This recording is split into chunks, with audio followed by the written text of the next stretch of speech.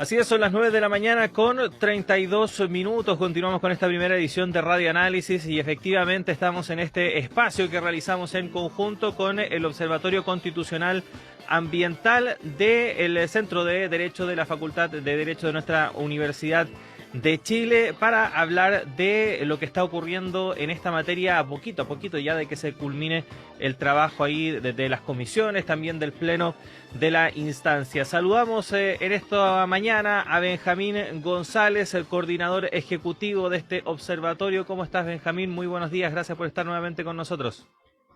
Hola, buenos días.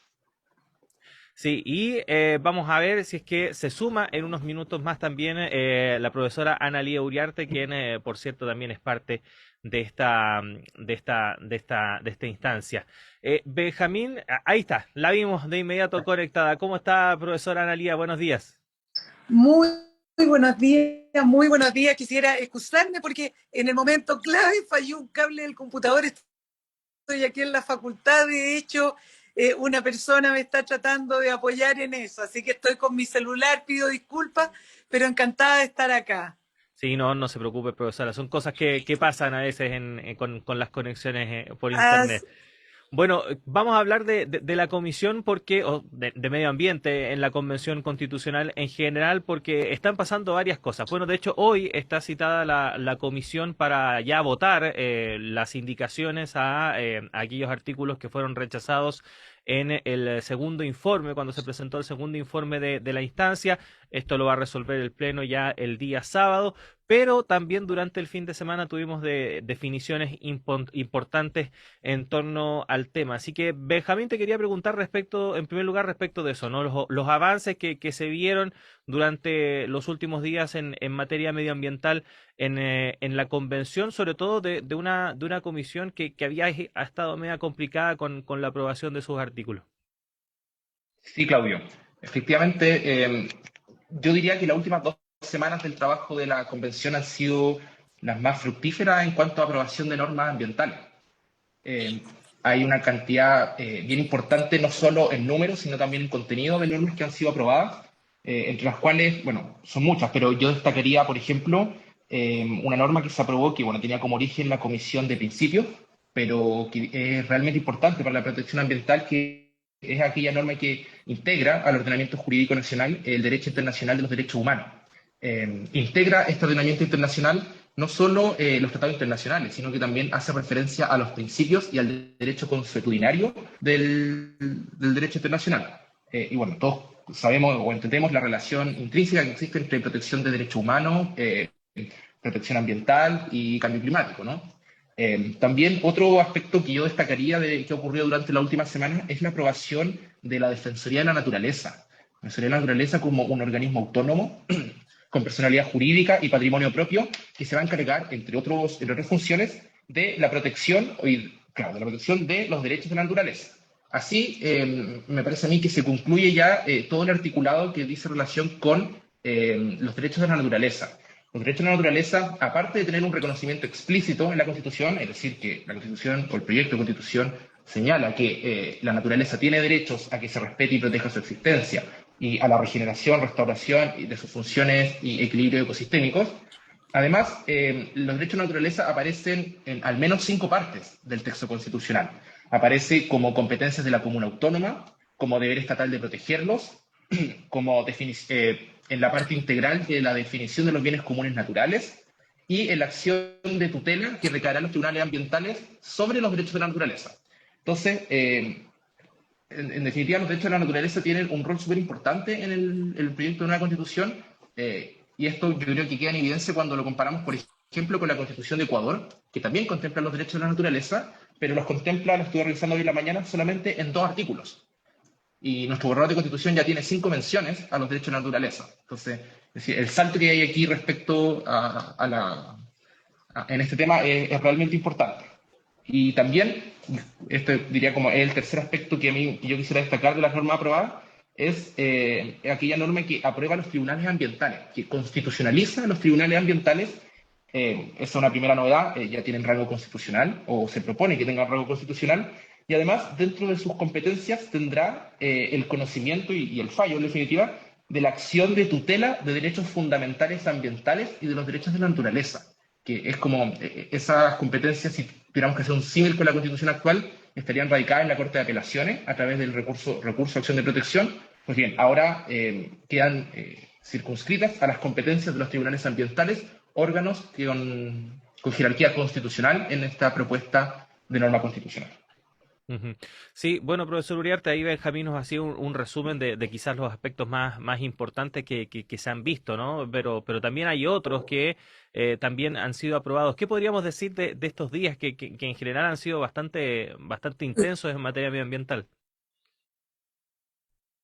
Bueno, complementando la magnífica explicación que nos ha dado Benjamín, que ha apuntado a lo estructural que tenemos ahora como conformando los pilares de esta nueva visión que va a tener la sociedad chilena respecto de los temas ambientales. Yo diría que tenemos como cuestión central el Estatuto del Agua y el Estatuto de los Minerales.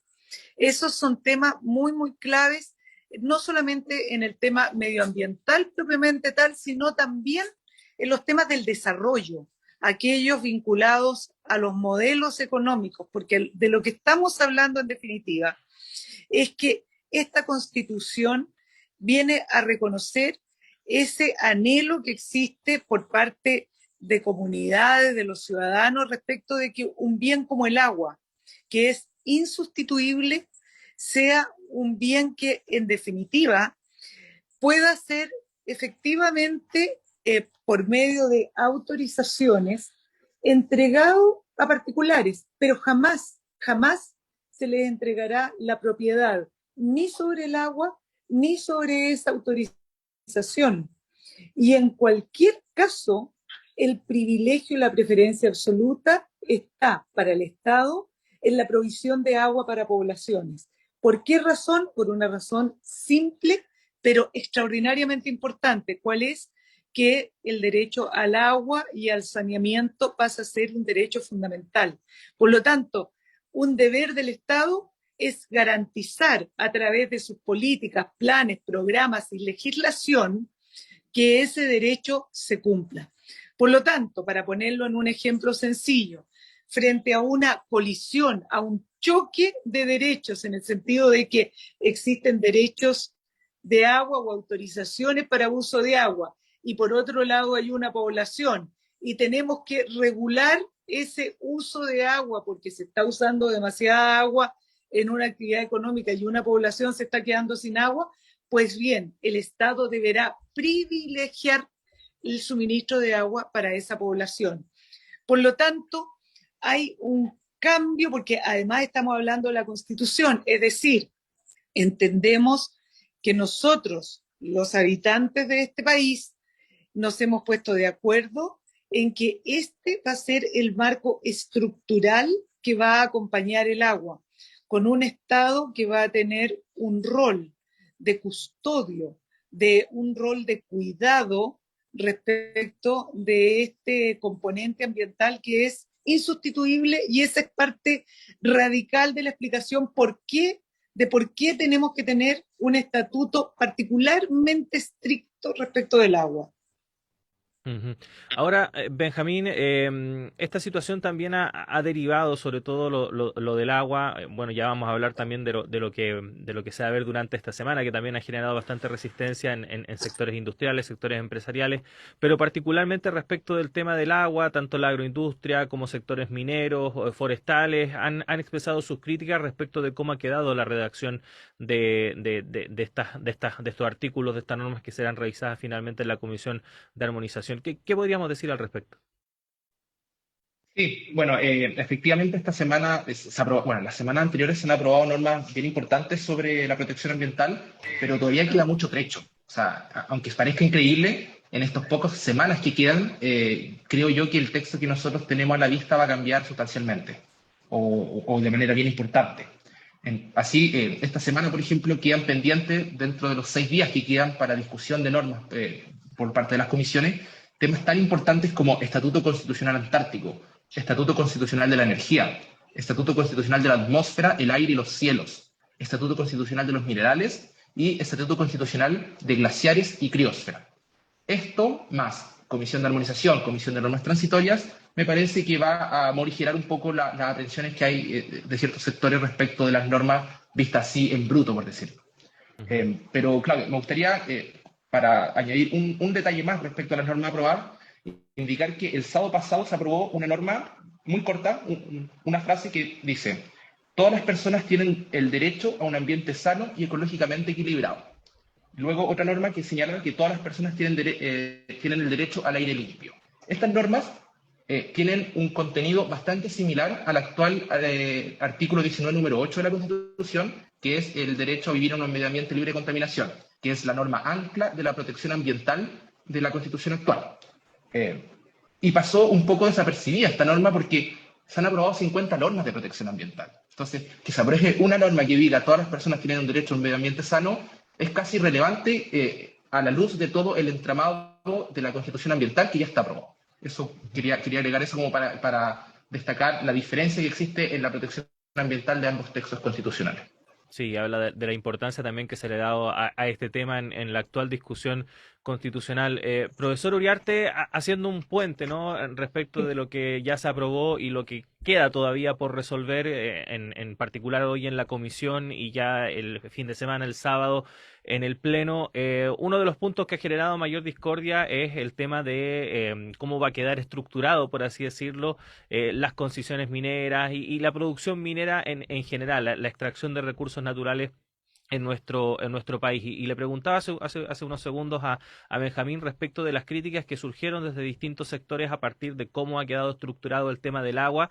Y este tema también ha generado mucha resistencia por parte de estos grupos. Se habla desde que se viene el cataclismo en términos económicos si es que finalmente se aprueban las propuestas tal como están, hasta otro tipo de cosas. ¿Cómo ve usted lo que se va a tener que finalmente resolver esta semana considerando lo que ya se ha resuelto en la convención?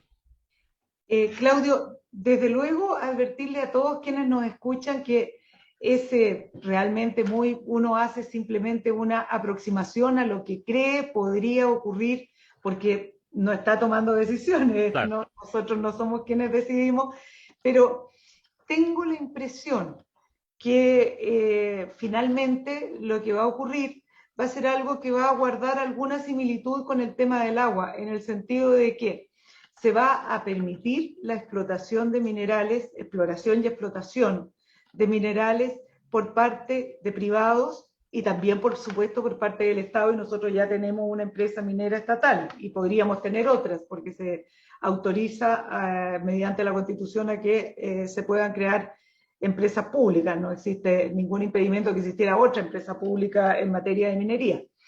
Sin embargo, creo que el punto a estar no en la minería en general, sino en el litio en particular. Tengo la impresión, creo. ¿Por qué me atrevo a afirmar esto? Porque ha existido una discusión que yo creo ya está instalada en nuestra sociedad respecto de el significado que tiene el litio para Chile. El litio viene a ser el nuevo salitre, el nuevo cobre para Chile, es lo que ha representado el salitre y el cobre sustantivamente para el ingreso del Estado, porque el litio es el mineral del futuro, por decirlo así, es aquel ultra necesario para poder generar pilas de todo tipo, para poder almacenar energía, etc. Entonces, tengo la impresión que ahí se va a buscar un mecanismo que permita garantizar que el Estado tenga un rol preferente y privilegiado por sobre los particulares respecto del litio. No sé en qué nivel, si total o parcial, pero mayoritario. Y eso yo creo que naturalmente es un punto de avance. Y les diría para quienes nos están escuchando que puede que esta afirmación que hago les parezca que podría haber sido más sustantiva, más importante. En mi opinión, lo que nosotros tenemos hasta ahora como normas aprobadas permanentes que pasan al texto definitivo de la Constitución en términos medioambientales es realmente una noticia extraordinariamente importante y positiva. Aquí hay una mirada de medio ambiente. Lo que ya pasó al texto final de la Constitución aprobado es, como decía Benjamín muy bien, la Defensoría de la Naturaleza, los tribunales ambientales. Se crea la Agencia Nacional del Agua. Esto viene a resolver una discusión respecto de la institucionalidad del agua que tanto se ha discutido, que existía una propuesta que hubiera una subsecretaría del agua alojada en el MOP, en el Ministerio de Obras Públicas, etc. Esto zanja completamente esa discusión. Una Agencia Nacional del Agua. Se crea esta acción de tutela de los derechos de la naturaleza, el Estado, la obligación del Estado de proteger las aguas, así se llama el artículo, así se encabeza la obligación del Estado de proteger las aguas. El Estado velará por el uso razonable de las aguas, razonable. No puede ser razonable un uso que amenaza la sustentabilidad de la provisión del agua para las poblaciones, que es un derecho fundamental. El Estado asegurará un sistema de gobernanza del agua que sea participativo y descentralizado, refiriéndose específicamente a una gestión a través de cuencas, con consejos de cuencas que van a tener un carácter completamente distinto a lo que conocemos hoy día, donde los únicos que tienen decisión sobre las aguas son aquellos que tienen derechos de propiedad de agua, sin derechos de aprovechamiento de agua, sin considerar que el agua sirve a muchos más que no tienen derechos de aprovechamiento de aguas. Por otro lado, una norma que me parece importante y que se alinea completamente con la legislación internacional sobre pueblos originarios es que esta Constitución reconoce a los pueblos y naciones indígenas el uso tradicional de las aguas situadas en autonomías territoriales indígenas o territorios indígenas. Esta norma, que puede llamar a preocupación, inquietud, etcétera, hay que decirle a quienes se preocupan que no hace más que recoger el derecho internacional ya establecido, ya creado y ya operativo respecto de pueblos originarios. Señalar que los bienes comunes naturales, entre los cuales está el agua, y que son elementos o componentes de la naturaleza sobre los cuales el Estado pasa a tener un deber especial de custodia. Esta expresión yo creo que es muy importante porque el término custodia tiene una connotación de protección, cuidado y responsabilidad. Cuando se tiene, para ponerlo en simple, digamos, cuando se tiene la custodia de un hijo, por ejemplo, uno tiene los deberes de asistencia, los deberes de cuidado y surgen responsabilidades. Esto es lo que va a tener el Estado de ahora en adelante.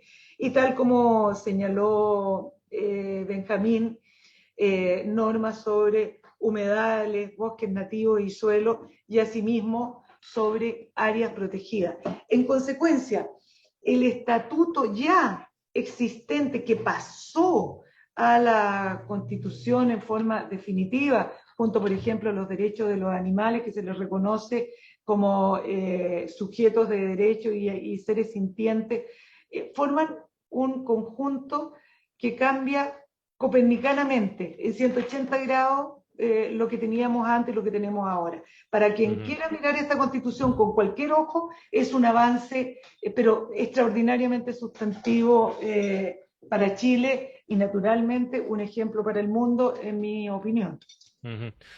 Benjamín, nos quedan exactamente 2 minutos, pero hablemos un poco de lo que se viene, ¿no? Porque ya efectivamente a partir del lunes comienza el trabajo de estas 3 comisiones finales, la de armonización, la de normas transitorias y la de preámbulo. ¿Qué deberíamos esperar de estas instancias respecto de este tema medioambiental? Bueno, efectivamente coincido con la profesora Analía respecto al cambio copernicano que implicaría la aprobación de esta norma en cuanto a la protección ambiental, un cambio positivo a mi modo de ver. En ese sentido, la Comisión de Normas Transitorias a mí me parece que es fundamental. Tal vez más fundamental que la Comisión de Armonización. ¿Por qué? Porque va a implementar esta Constitución a lo largo del tiempo. Ya hay algunas iniciativas de normas transitorias propuestas y los márgenes de tiempo que se están hablando son más o menos prolongados, es decir, se está hablando de una implementación de aquí al 2026, lo que a mí me parece que está bien. Hay que contener las ansias de intentar implementar esto de manera rápida, porque la verdad es que el cambio respecto de lo que hay es muy importante y por lo tanto se requiere generar muchas capacidades, generar mucho diálogo con las actuales instituciones para hacer un traspaso ordenado. En ese sentido, la Comisión de Normas Transitorias tendrá una participación súper relevante dentro de los próximos días. Y por eso yo creo que la regulación de las normas transitorias en el reglamento quedó establecido que los informes que emane la Comisión de Normas Transitorias tendrán una doble vida. Es decir, van al Pleno, se rechaza, si se aprueba, va al texto, si se rechaza, vuelve a comisión y puede volver al Pleno una segunda vez. Esto no ocurre, por ejemplo, con la Comisión de Armonización, que en su reglamento y en el reglamento quedó establecido que tiene una chance no más de ir al Pleno.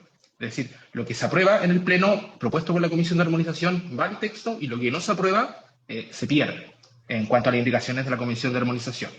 Y por último, la Comisión de Preámbulo es la tercera comisión que ya tiene integrantes y que ya tiene una coordinación que quedó a cargo de la convencional Adriana Cancino, que también yo creo que va a ser súper importante porque se discute un poco la naturaleza jurídica que tienen los preámbulos, pero sí tienen un rol simbólico súper importante, de situar históricamente, socialmente, el texto que la convención le va a proponer. Entonces, yo creo que ahí hay que poner harto ojo, porque en definitiva va a mostrar el espíritu que animó a la convención durante todo este tiempo, y yo espero que sea un texto breve, conciso y que mire al futuro a partir de lo que tenemos actualmente aprobado.